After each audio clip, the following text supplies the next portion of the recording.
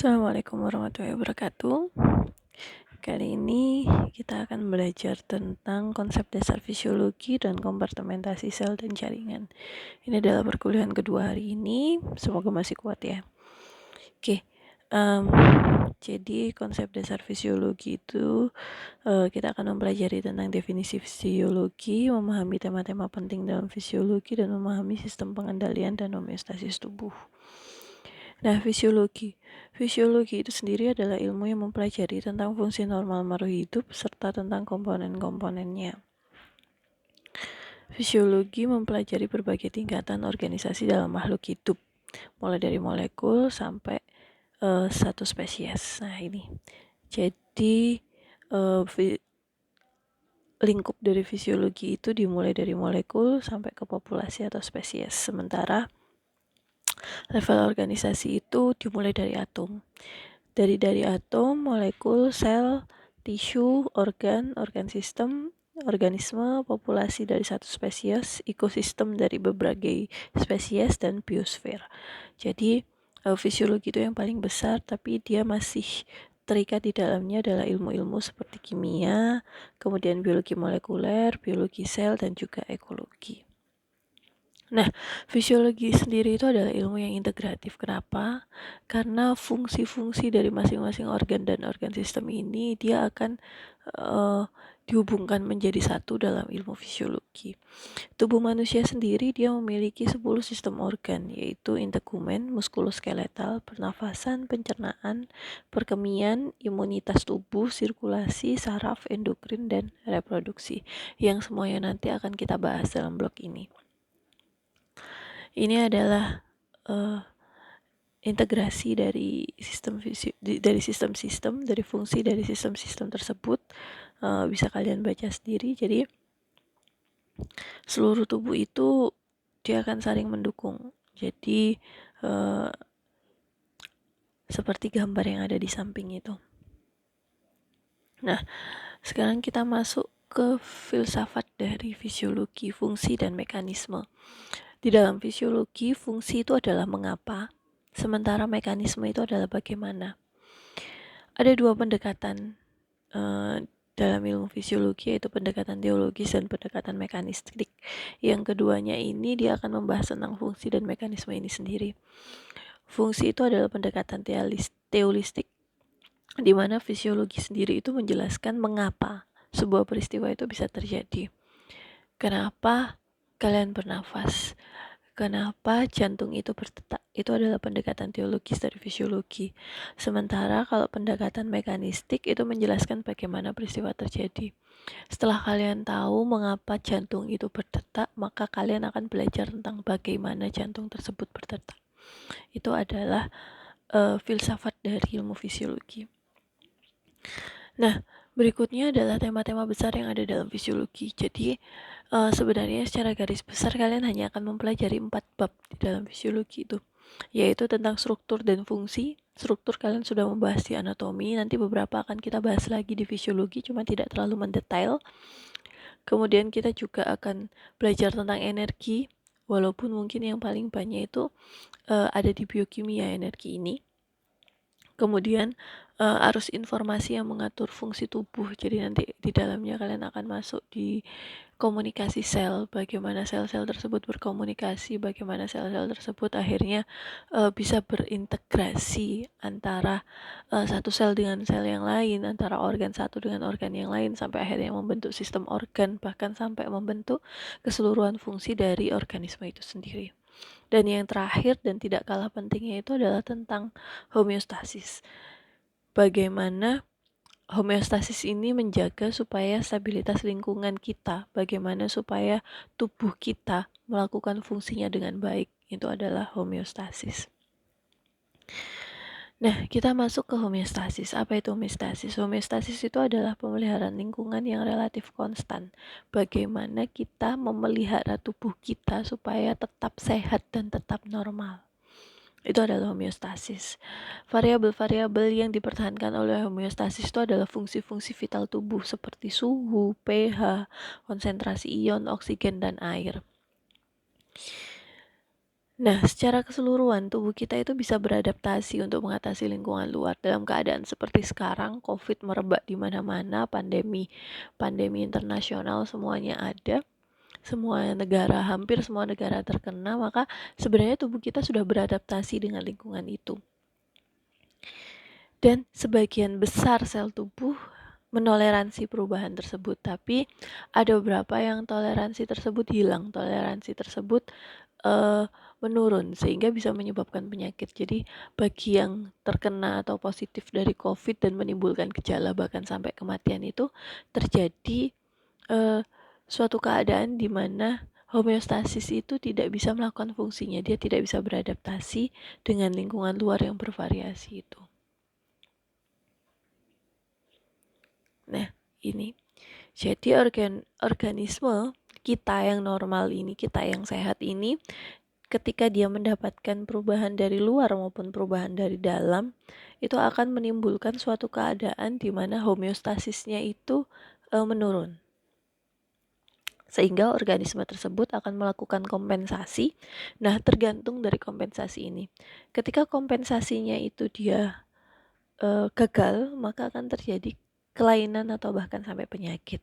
Tapi ketika kompensasinya itu sukses, berhasil, maka tubuh kita akan kembali dalam keadaan homeostasis. Ini adalah yang kita maksud dengan lingkungan dalam. Lingkungan dalam itu dia kebanyakan terdiri dari cairan. Jadi itu juga akan kita bahas di kompartemen sel dan jaringan. Jadi sel itu nanti dia akan saling berhubungan dan di luarnya dikelilingi oleh ekstrasel. Nah, nanti ekstrasel fluid ini dia akan saling berhubungan dengan lingkungan luar dan juga dengan intrasel. Nah, seperti itu. Di dalam tubuh kita paling banyak itu adalah cairan. Nah, ternyata cairan di dalam tubuh kita itu isinya tidak hanya cairan saja, tapi juga ada elektrolit. Nah, elektrolit yang terbanyak itu berbeda antara ekstrasel dengan intrasel. Yang ekstrasel itu yang paling banyak itu adalah natrium, sementara yang di intrasel itu yang paling banyak adalah kalium. Nah, apa maksudnya ini? Nah, nanti di sini kalian akan belajar tentang perbedaan ini menyebabkan apa. Nah, berikutnya adalah hukum keseimbangan massa. Hukum keseimbangan massa ini mengatakan bahwa jika jumlah zat di dalam tubuh ingin dipertahankan konstan, jika kita ingin dalam keadaan homeostasis terus, maka asupan apapun harus diimbangi dengan keluaran. Jadi, masukan itu berasal dari luar, sementara keluaran itu terjadi akibat metabolisme tubuh. Jadi kalau mau hidup kita tetap sehat, homeostasis tetap ada, maka apa yang dimasukkan di dalam tubuh itu harus sama dengan apa yang dikeluarkan. Itu adalah hukum keseimbangan massa. Sehingga ketika dalam keadaan puasa, asupan tubuh itu menurun. Sehingga bagaimana caranya supaya metabolismenya itu dijaga, supaya keluaran itu tidak melebihi dari asupan tersebut. Nah, itu juga yang menyebabkan tubuh kita gemuk atau kurus. Ini adalah hukum keseimbangan massa. Nah, bagaimana homeostasis tubuh terjadi? Tadi sudah dibahas bahwa kita harus mengendalikan beberapa variabel tubuh. Nah, sistem pengendaliannya seperti apa?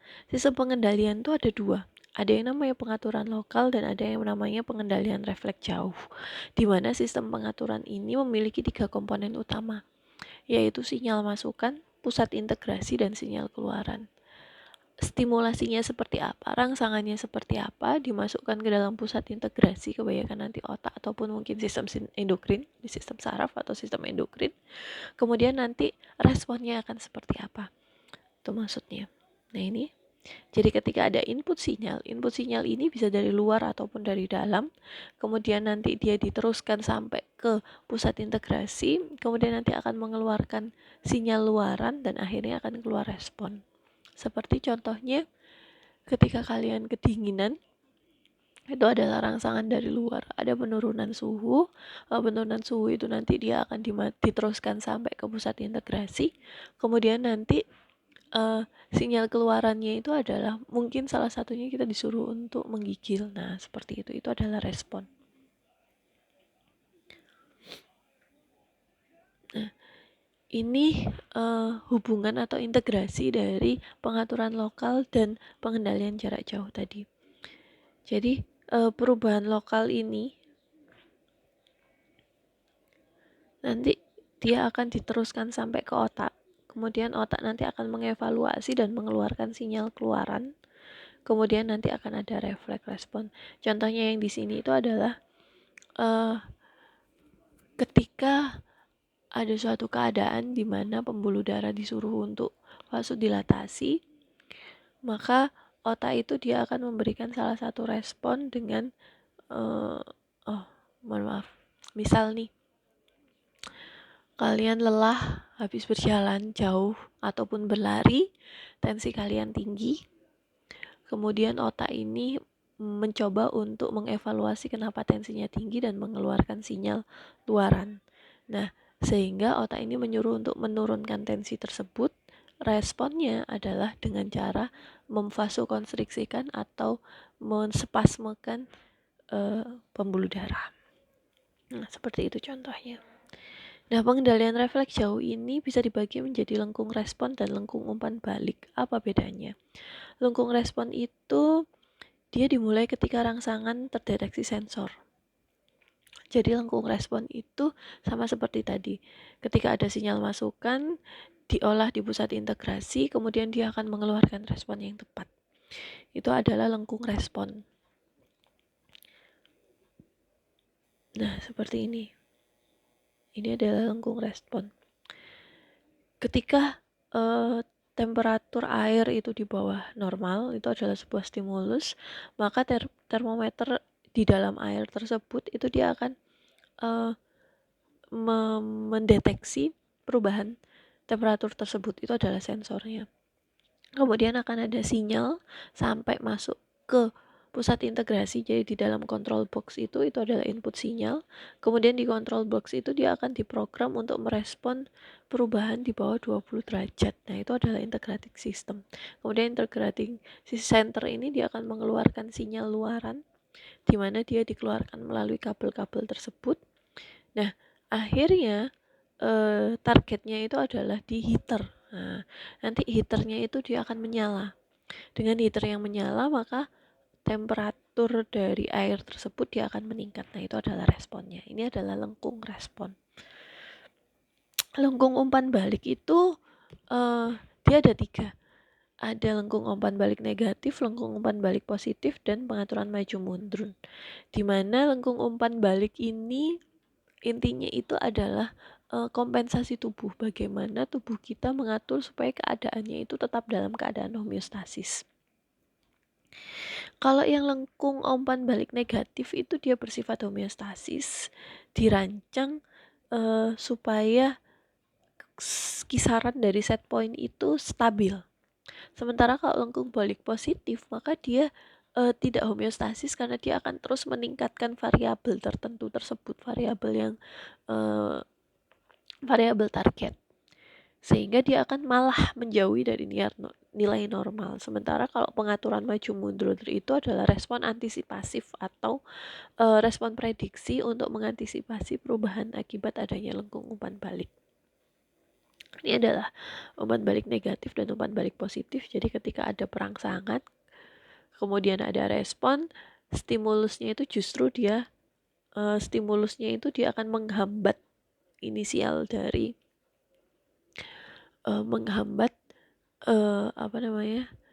rangsangan awal. Sementara kalau yang positive feedback itu malah justru dia meningkatkan. Nah, contohnya seperti ini kalau positive feedback itu. Kalau positive feedback itu pada saat persalinan. Jadi ketika bayi itu dia sudah sampai masuk ke dalam pintu vagina, maka pintu vagina ini dia akan meregang. Nah, peregangan ini dia akan menimbulkan rilis dari oksitosin. Oksitosin yang keluar ini justru akan semakin menyebabkan kontraksi dari uterus. Nah, kontraksi uterus ini menyebabkan bayi tersebut itu semakin turun, semakin keluar, sehingga dia akan keluar melewati serviknya semakin meregang, oksitosin semakin keluar. Nah, itu terus menerus, jadi positif.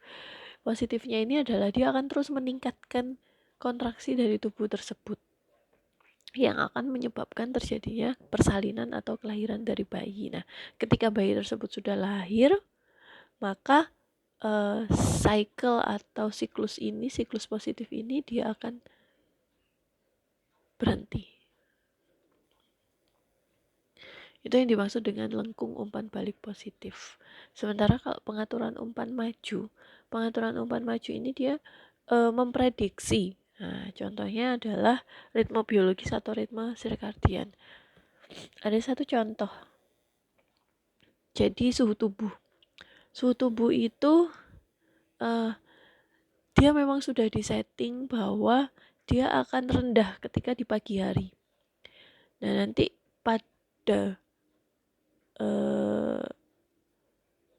puncaknya itu dia akan sampai di afternoon atau di sore hari, bahkan sampai ke malam hari.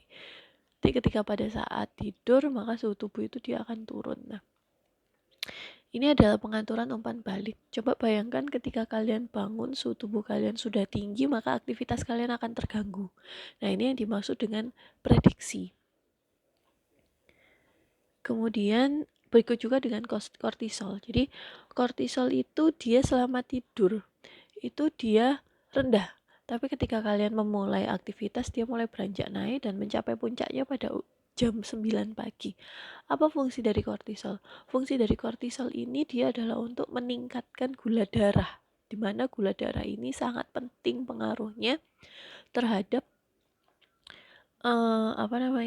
aktivitas yang akan kalian lakukan. Ketika kalian beraktivitas, kortisol meningkat. Tujuannya itu adalah untuk supaya kalian punya persediaan glukosa, sehingga ketika kalian melakukan aktivitas, kalian tidak bingung untuk mendapatkan glukosa itu dari mana. Berikutnya adalah kompartemensi sel dan jaringan. Nah, tujuan pembelajarannya kita akan belajar tentang kompartemen tubuh, konsep membran biologik, pembagian kompartemen, dan fisiologi jaringan tubuh, dan fisiologi remodeling jaringan. Kompartemen fungsional tubuh. Kompartemen tubuh itu kita bisa bagi berdasarkan beberapa hal. Kalau berdasarkan anatomi yang sudah kalian pelajari kemarin, ada kranium, ada torak, ada abdomen, sama ada ekstremitas. Kalau di fisiologi itu kita bagi berdasarkan pada cairan tubuh. Ada ekstrasel, ada intrasel. Di mana nanti ekstrasel itu ada plasma dan ada interstisial.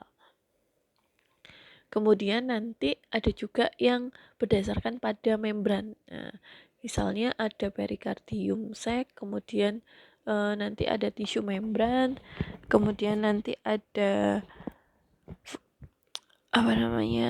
sel. Nah, itu nanti kalian bisa baca sendiri. Nah, salah satu yang memisahkan kompartemen itu adalah membran.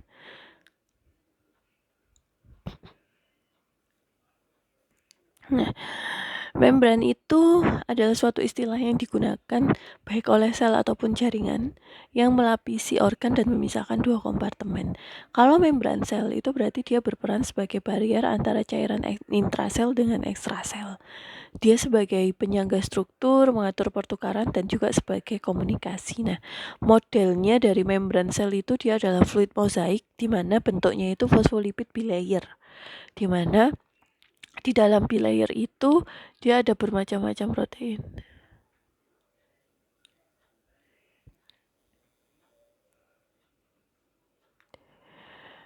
Fosfolipid bilayer itu bentukannya seperti ini.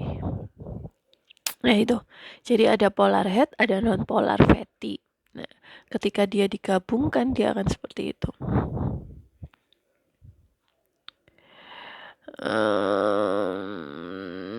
Ini mungkin sudah kalian pelajari di dalam biologi ya. Jadi fluid mozaik itu dia adalah bentuk dari membran biologik sel.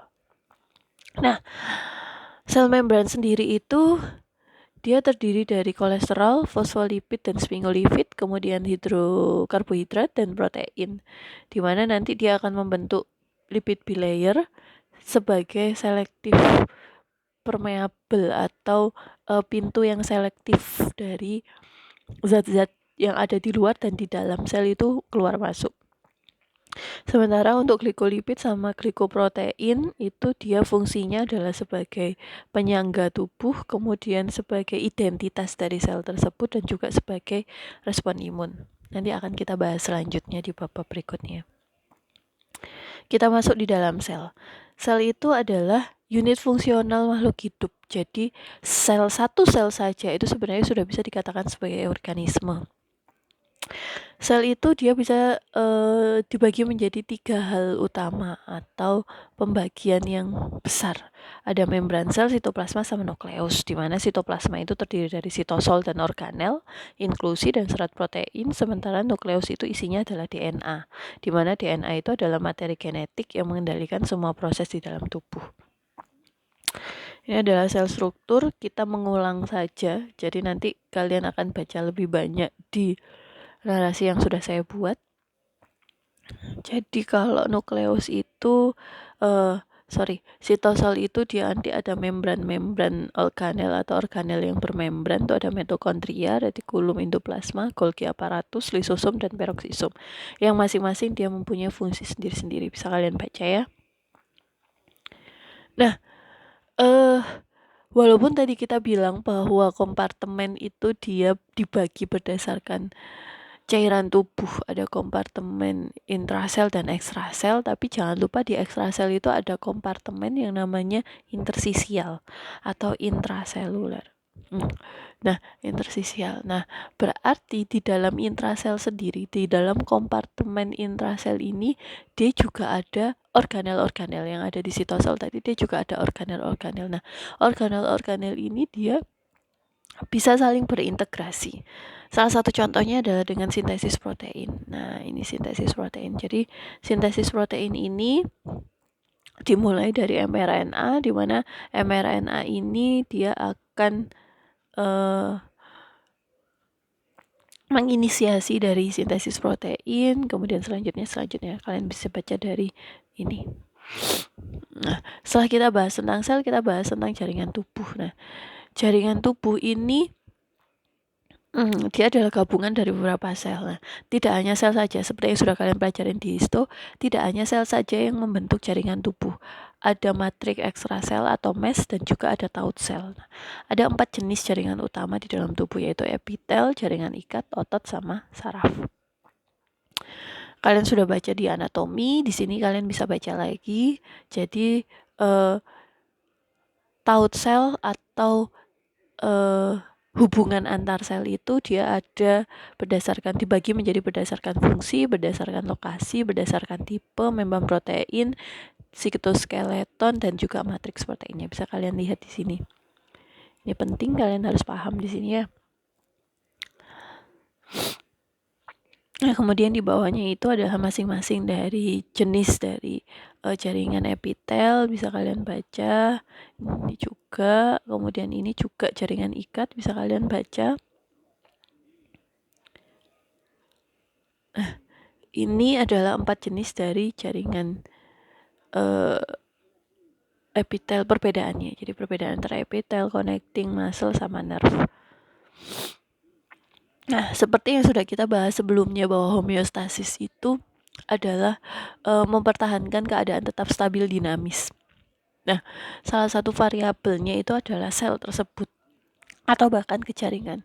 Jadi ketika ada kerusakan jaringan, maka tubuh kita itu akan berusaha untuk meregenerasi, membuat remodeling dari jaringan tubuh tersebut. Di mana remodeling sendiri ini dia adalah penggantian dari sel mati menjadi sel yang baru. Ada 2 kematian sel yang sudah kalian bahas di dalam biologi sel. Itu adalah apoptosis dan nekrosis. Dan ada satu sel yang sangat berperan penting di dalam remodeling jaringan ini, yaitu adalah sel punca. Di mana sel punca ini dia adalah sel yang mampu membiarkan dirinya sendiri dan berdiferensiasi menjadi sel khusus. Mungkin itu dulu yang kita bahas di dalam konsep dasar fisiologi dan komportemen sel dan jaringan. Nanti kalau ada pertanyaan bisa kalian catat dan kita tanyakan di sesi terakhir di feedback perkuliahan setelah perkuliahan yang ketiga sekitar pukul 11 nanti. Yang harus kalian pahami di dalam materi kuliah ini prinsipnya adalah apa itu fisiologi, apa itu homeostasis, bagaimana homeostasis terjadi, dengan cara apa, lengkung respons sama lengkung umpan balik tadi, kemudian sel-sel tersebut itu isinya apa, dan juga fungsi dari sel-sel tersebut, dan juga tipe-tipe dari jaringan ikat dan perbedaannya. Itu yang harus kalian pahami di dalam materi ini. Begitu dari saya. Kita lanjutkan di materi berikutnya. Terima kasih. Assalamualaikum warahmatullahi wabarakatuh.